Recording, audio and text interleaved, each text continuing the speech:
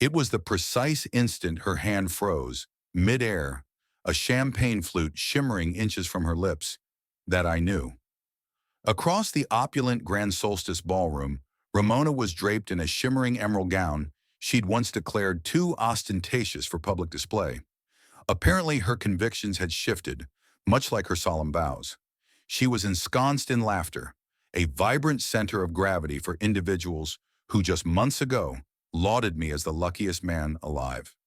That's when I stepped into the glittering hall, the wife of her clandestine lover anchored firmly to my arm. For once, my usually quick-witted wife was struck silent. The fragile chime of crystal, the hushed murmurs, the stark flash of a phone camera. It all dissolved into one suspended, breathless tableau. I watched her lips part, a silent, desperate attempt to speak, but no sound escaped. Not even a single, practiced untruth. Briar, the woman by my side, tightened her grip on my hand, the sharp edge of her wedding ring biting into my skin. There was no trace of a smile on her face, nor on mine. This wasn't some theatrical display. This was about unvarnished facts. This was about forcing truth into the very same room as betrayal and witnessing the inevitable, brutal collision. What if everything you believed was a calculated lie? Just 10 minutes earlier, I was hunched over the steering wheel in a dimly lit parking lot, battling a surge of nausea, questioning if I possessed the sheer will to follow through. I'm not naturally courageous. I'm not built for boldness. Small talk sends my pulse racing, and group photos make my hands tremble. But I was utterly exhausted by being the compliant doormat, weary of being the man who showed up with flowers to a knife fight. The evening had unfurled like a scene from a high-budget film I never auditioned for. Velvet ropes, gravity-defying champagne towers, and a constant drone of corporate jargon like synergy and momentum. I was supposed to be at home, nursing a manufactured headache. That was Ramona's expectation, her precise calculation. She never anticipated I'd uncover her affair. She never imagined I'd meet Briar. And she certainly never, in her wildest fantasies, conceived I'd appear looking calmer than her own troubled conscience. She took a tentative step forward, her gaze darting from my face to Briar's hand, intertwined with mine. Then she saw it, the crisp cream envelope peeking just so from my inside jacket pocket. That's when the carefully constructed facade of her smile finally splintered, and in that instant, I knew she remembered its contents. The moment her eyes locked onto that innocent-looking envelope, something primal in her expression snapped. Her perfectly curated mask, the refined poise, the manufactured warmth, it all cracked just enough to reveal a raw, sickening panic beneath. She attempted to regain her composure, of course. Ramona was always an expert at that. She took a deliberate sip of champagne, then tilted her head, beginning a slow, measured walk toward us, as if we were nothing more than vaguely familiar acquaintances. But her pace lacked its usual confidence. It was cautious, measured, like someone navigating a path of broken glass barefoot. Briar remained unmoving. I matched her stillness. We stood before a towering, intricately carved ice sculpture, like silent figures on a stage in a twisted drama none of us had chosen. The music pulsed softly in the background, utterly oblivious to the quiet war about to erupt amidst a room full of overly polite people and overpriced, indifferent lighting. As Ramona drew closer, a subtle shift rippled through the room. Everyone else had begun to notice it too. I subtly adjusted my stance. Conversations faltered, then died. I watched the realization spread, an invisible current, faint at first, then impossible to ignore. "Damon," she murmured, her voice laced with an almost artificial lightness. "What in the world are you doing here?" Her tone held no genuine curiosity. It was pure strategy, an immediate play for damage control. I managed a smile, probably the most pathetic attempt at confidence I'd ever mustered. My throat felt like parched desert gravel. "Just thought I'd make an appearance. Seemed like a night for unexpected reunions." Her eyes flicked to Briar, then back to me, her mind racing, calculating with an intensity I'd rarely witnessed. She didn't utter Briar's name. She didn't need to. She knew. And the look on her face confirmed it. She remembered the last time she'd seen that envelope. The same envelope she was convinced she'd destroyed. Burned, shredded, whatever she'd instructed her precious Theron to do with it after they'd agreed to keep their affair immaculately clean. But Theron hadn't destroyed it. He'd merely hidden it with careless incompetence. Inside was a single black and white printout, a hotel confirmation under Theron's business card, bearing both their names. And scrawled in her rushed, almost contemptuous handwriting across the top corner was a sentence I could never forget. He'll never find out. He's not built for the truth. And perhaps I hadn't been back then. But now I was forged for this moment. My wife had always been masterful with words. Ramona could lie without a single blink, twist apologies into searing accusations, and imbue even the most brutal betrayal with a poetic, deceptive grace. But in that charged moment, standing a mere 3 feet from me and mere inches from utter exposure, she had nothing. Her lips moved, but no coherent words, no meaningful defense emerged. It was Briar who finally pierced the suffocating silence. "How does it feel?" she asked, her voice calm, deliberate, each word a precisely aimed dart. "Seeing us here like this, uninvited, unexpected, utterly unbothered?" I saw Ramona's throat work, a hard, painful swallow. "I don't know what you think you're accomplishing, but this isn't the place for it." That tired, predictable line, "This isn't the place," as if she had the right to dictate where her carefully constructed deceit would finally unravel. As if there was ever going to be a right place to confront the woman who systematically dismantled my self-worth in anonymous hotel rooms she passed off as corporate retreats. The circle of people around us had frozen in place. The music still played, but it felt distant, detached, like the eerie soundtrack to a dream rapidly morphing into a waking nightmare. Someone across the room subtly raised their phone. I caught the telltale glow of a camera lens, and for the first time in my life, I truly didn't care. Ramona took a step forward, and for a fleeting second, her hand reached out for mine. I flinched, pulling back instinctively, as if her fingers were forged from searing flame. "Don't," I said, my voice barely a whisper, yet resonating with an icy finality. "You've already burned more than enough." I opened the envelope and extended the folded paper to her as if it were a wedding invitation. She took it with trembling fingers, unfolding it slowly, painfully. The instant her own handwriting came into view, her shoulders sagged by a visible inch. "I never meant for you to—" "You never meant for me to find out," I interrupted, my voice sharper than I intended. "But I did. And now she knows too." I nodded toward Briar, who hadn't broken eye contact. "Your lover's wife, who, incidentally, has her own damning receipts." Ramona looked like a fragile mannequin teetering on the verge of collapse. Her mascara, miraculously, hadn't run, but I could see the imminent threat. That perfect face, the one I used to gaze upon with quiet admiration while she slept, was now contorted into something else entirely. Guilt, rage, fear. I couldn't pinpoint it. Perhaps all three. And then she did something so predictably pathetic I almost let out a cynical laugh. She reached for my arm again, whispering, "We can discuss this later, privately." But this was no longer private. This was a stage drama, and the audience, I realized, was hanging on every single word. The room didn't erupt in noise. It imploded with 1,000 whispers. You could feel it in the charged air, like the static electricity before a lightning strike. People weren't looking at us directly anymore. They were pretending not to, which perversely made it even worse. The furtive, sidelong glances, the champagne flutes held frozen midair, the way the cheerful music suddenly felt like it was cruelly mocking me. Bright, hollow, utterly clueless. Ramona's fingers tightened around the incriminating page, crumpling her own confession as if she could erase it from existence by sheer force.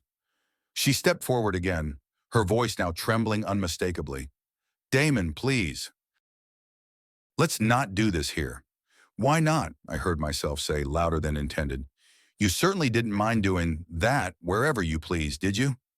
A few more heads swiveled fully. One woman gasped audibly. Briar shifted slightly to the side, as if to offer me more space, or perhaps a stage. I didn't know how to interpret the gesture, so I simply stood there, raw and shaking, watching the woman I had once trusted with every fiber of my being suddenly appear so utterly diminished. And then he materialized. Theron. Of course, as if summoned by the sheer suffocating tension in the room, he pushed through the dissolving crowd with that practiced, smug, toothy grin that always made him seem like a game show host, even when he was just being a monumental jerk. He didn't see me at first. His eyes were locked on Ramona, a mixture of concern and confusion clouding them. Then he saw me, and Briar, and the crumpled envelope. His smile didn't just vanish, it utterly collapsed. But before he could utter a single word, someone else intervened. "Excuse me." A deep, resonant voice cut through the suddenly fragile silence behind me. I turned to find myself face to face with a man I barely recognized, though I'd definitely seen him before. Salt and pepper hair, an undeniably expensive watch, a glass of amber scotch held casually in one hand. He looked unsettlingly calm, too calm. "Is there a compelling reason," he inquired, tilting his head ever so slightly, "why my senior manager is being publicly accused of an affair in the very middle of our annual gala?" Ramona blanched. "Mr. Edgecombe, this isn't—" But it very much was. Oh, it was unequivocally this. I hadn't planned for her boss to be here. I hadn't even known he would attend. But the moment stretched, a blinding spotlight cast directly upon us. Ramona began to stammer, her words failing her. Theron stumbled backward, bumping clumsily into a display table. And for the first time, it wasn't me who was shrinking. Mr. Edgecombe didn't yell. He didn't scold. He simply turned to Ramona and with chilling quietness stated, "You'll want to collect your personal effects by Monday." I didn't linger for the inevitable aftermath. The moment Mr. Edgecombe turned and walked away, and the whispers swelled like a rising, suffocating tide, I pivoted and left. My legs were unsteady, but I kept moving. Straight through the imposing ballroom doors, down the cold marble steps, and out into the crisp, cool night air. I couldn't recall what music had been playing anymore. All I remembered was the immense weight in my chest finally lifting, as if someone had untied a knot I hadn't even realized was slowly strangling me. Briar followed me out without a single word. We didn't need to speak. Not yet, but Ramona did. I heard the frantic clack of her heels on the pavement behind us before I even managed to unlock the car door. "Damon, wait!" she cried, breathless. "Please, please, don't leave like this." Like this? What had she expected? A polite exit? A conciliatory handshake? She caught up, her mascara now streaking, her body trembling uncontrollably. It wasn't supposed to happen. It wasn't serious. It just spiraled out of control. I turned to her, barely suppressing the thousand raw, screaming accusations that clawed at my throat. "You think I care whether it was serious? You told him you loved him, Ramona. You planned vacations together. You joked about how pathetic I was. You mocked me." She clapped a hand over her mouth, tears now cascading freely. And I wished I could claim I felt nothing, that I was cold, utterly resolved above it all. But I wasn't. I felt everything. The searing betrayal, the humiliating public exposure, the crushing ache of still loving someone who had so utterly shattered me. "I ruined everything," she whispered, taking a desperate step closer. "But we can fix it, can't we? I can quit my job. We can see a therapist. I'll block him. I'll do whatever it takes. You just can't throw us away like this. Not after 15 years. That's when Briar, who had been a silent, powerful presence until now, stepped forward. "No, Ramona," she said softly, but with an unwavering firmness that cut through the night air. "You did that. You threw it away for cheap motel rooms and text messages that read like cruel jokes. My husband, your affair partner, texted me last week by mistake. That's how I found out. That's why we're both here." Ramona's eyes widened, a flicker of fresh horror crossing her face. "What?" I took a shaky, fortifying breath. "You didn't just lie. You deliberately let me believe I was the problem, that I was too boring, too careful, too soft. But you were just selfish." And then I finally opened the car door. Ramona stood there weeping, arms wrapped tightly around herself, a picture of profound, undeniable isolation. But even as my heart twisted with an unexpected pang, I didn't step back. I got in. Briar followed, and we drove off into the silent, unforgiving night. Two shattered people, broken by the same insidious lie, uncertain of what lay ahead, but finally, mercifully, free from the crushing weight of the worst of it. I didn't sleep that night. I lay in the guest room at my cousin's house, staring up at the ceiling fan as it spun slowly, casting shadowy, claw-like patterns across the muted walls. Briar had gone to stay with her sister. We'd agreed it was better to establish some space between us, at least for now. The ride home had been quiet, almost numb. No music, no words, just a shared, heavy silence that articulated everything. By morning, I had 4 missed calls from Ramona, 2 voicemails I didn't dare listen to, and a single text that simply read, "I'm sorry. Please talk to me." But it wasn't Ramona who appeared at the door. It was her mother. She looked utterly drained. Not angry, not judgmental, just profoundly sad. She didn't wait for an invitation. She simply stepped into the living room as if she still held every right to be there, as if I was still her son-in-law and not the man her daughter had so brutally betrayed. "Damon," she began quietly, "I'm not here to defend her actions." I had no words. I just stood there, gripping a coffee mug I hadn't touched, bracing myself for an argument, but she offered none. "She told me everything," she continued, her voice soft but firm, "about Theron, about the party, about you and Briar." That last part made my muscles tense. "There is no me and Briar," I muttered, my voice tight. She gave me a look that conveyed her skepticism. "She's deeply ashamed," Ramona's mother confessed, "not just of what she did, but of the person she allowed herself to become. She said you were always better than her, that you loved her more than she ever deserved." I swallowed hard. It hurt because it was true. I had loved her more than she deserved, and she knew it. She's not eating. She's not sleeping. She truly believes she broke something beyond repair. "She did," I stated, the words heavy and cold. Her mother nodded slowly. "I know. But I also know she was ready to throw away everything, her job, her reputation, everything she meticulously built, just to try and earn one more chance from you." I stared at her, unblinking. Then why did she lie to me for months? If she loved me so much, why was it so easy for her to betray me? The silence that followed stretched, a gaping, unhealed wound. "She didn't think you'd ever leave," she finally admitted, her voice barely audible. "She thought you needed her more than she needed you." That hit me like a physical blow to the chest. She didn't stay long, just long enough to plant that insidious seed of guilt and then leave me alone with its bitter harvest. But when she left, something unexpected happened. I opened my phone not to text Ramona, but to recheck my messages.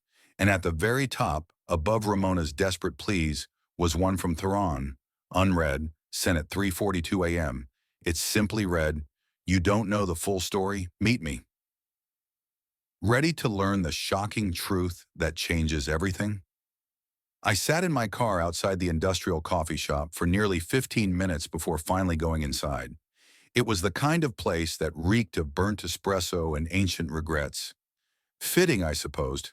Theron had chosen it, perhaps on purpose, seeking neutral ground. Or maybe he just assumed I wouldn't show. But I did. I had to know. When I stepped inside, he was already there, alone. No trace of the smug grin, no bravado. Just a man hunched over a cup of something dark, looking as though he'd aged 10 years in a single week. For a fleeting second, I didn't recognize him. But as soon as he looked up, it all came rushing back. The betrayal, the intricate web of lies, the drunken, familiar laugh I once knew. I wanted to punch him. I wanted to scream until my throat was raw. But instead, I sat down. He didn't speak immediately, merely nodded, as if this were some bizarre business transaction. Then he said, "I'm not here to justify anything. I just need to tell you something crucial." I waited, jaw tight, arms crossed defensively. "I didn't love her," he stated. I blinked. And that's supposed to make this situation better? No, he replied quickly, shaking his head. But it wasn't love, Damon. It was punishment. That threw me completely. Punishment for what? I demanded. He rubbed his face, a gesture of profound weariness. For everything I let go wrong in my own marriage. For how distant Briar and I had become. For feeling like a ghost in my own house. Ramona, she made me feel seen, desired. It was selfish, I know, but she didn't love me either. We were just using each other. I should have ended it. I should have thrown my untouched coffee in his face and walked out. But instead I found myself asking, so why message me now? Why this sudden confession? He looked me directly in the eye, his gaze hollow. Because she's not done. Ramona's unraveling. And you need to know she wasn't just cheating with me. The words hit me like a freight train. What? She told me, he said, his voice flat. One night she said I wasn't the only one. That there were others. One of them. You know him. I couldn't breathe. Theron slid something across the stained table. A printout. A name. A phone number. I don't want anything from you, he said, his voice devoid of emotion. But if you're going to burn the house down, you deserve to know just how many rooms were already ablaze. I left without uttering another word. My hands were shaking so violently, I almost dropped my car keys. I didn't drive home. I just sat in the car, that single piece of paper lying in my lap, reading the name over and over again. It wasn't just betrayal anymore. It was a pattern, a sprawling, sickening web. The name on the paper felt like a betrayal all its own. I stared at it for what must have been an hour. It belonged to someone I used to play poker with, someone who had been welcomed into our home, who had once toasted to our anniversary with a cheesy grin and a raised glass of wine. I wasn't sure what was worse anymore, the cheating itself or how casually these destructive people had been woven into the very fabric of my life. But I never called him. I didn't need to. Theron was right. The house had already been burning. I was just the last person to finally smell the smoke. Over the next week, I cycled through every conceivable emotion. Grief, profound guilt, blinding rage, even a surprising pang of pity. Ramona texted every day, sometimes lengthy paragraphs of agonizing apology, sometimes just a desperate please. I didn't respond, not once. She even left a voicemail, sobbing, claiming she was starting therapy, that she was ready to fight for us, but there was no us left to fight for. One morning, I methodically deleted every single message and finally blocked her number. Not out of anger, but out of a profound need for peace. I was no longer going to carry the crushing weight of her regret. What surprised me most wasn't her subsequent silence. It was Briar's quiet, consistent presence. She didn't push. She didn't expect anything grand, but she checked in. She dropped off a thought-provoking book one day, a perfectly brewed coffee the next. It wasn't romantic. It wasn't a rebound. It was simply real. We began walking together in the cool evenings, just two shattered people slowly, painstakingly, stitching their dignity back together, one tentative conversation at a time. It turns out that healing doesn't always arrive with neat closure, but it can arrive with unexpected kindness. And for now, that was enough. Now I'm okay, more than okay, in fact. Some days I sleep soundly through the entire night. I cook again, rediscovering simple pleasures. I laugh without overthinking the sound. I still carry trust issues, certainly, but I also possess firmly established boundaries now. And I finally learned something that took far too long to understand. Being soft doesn't inherently mean being weak. It means possessing the resilience to survive where others simply fall apart. I was never the broken one.